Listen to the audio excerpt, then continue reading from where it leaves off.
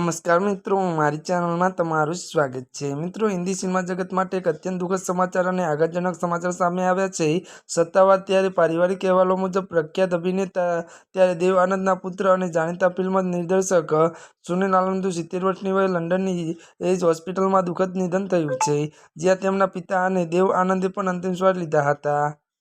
બોલિવૂડના ત્યારે સદાબહાર અભિનેતા દેવ આનંદના ત્યારે પુત્ર સુનિલ આનંદના અવસાનથી સમગ્ર સિનેમા જગતમાં ઘેરા શોકની લાગણી વ્યાપી ગઈ છે।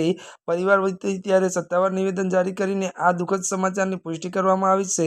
આ સત્તાવાર નિવેદન તેમની ભત્રીજી જીના ત્યારે નારંગ દ્વારા અત્યારે મીડિયા સમક્ષ રજૂ કરવામાં આવ્યું છે। પરિવારે પોતાના સત્તાવાર શોકપત્રમાં જણાવ્યું છે। મળતી વિગતો અનુસાર વધુ જણાવી દઈએ કે ખૂબ જ ભારે ત્યારે હૃદય અમારો પરિવાર સુનિલ આનંદના અવસાન પર ઊંડો શોક વ્યક્ત કરે છે। આ મુશ્કેલ સમયમાં આને જે પ્રેમ, પ્રાર્થના અને સત્તાવાર મળે છે તે માટે અમે સૌના આભારી છીએ। પરિવાર, મીડિયા અને ચાહકોને કપરા સમયે તેમની અંગત પ્રાઇવસીનું સન્માન કરવી પણ નમ્ર વિનંતી અપીલ છે।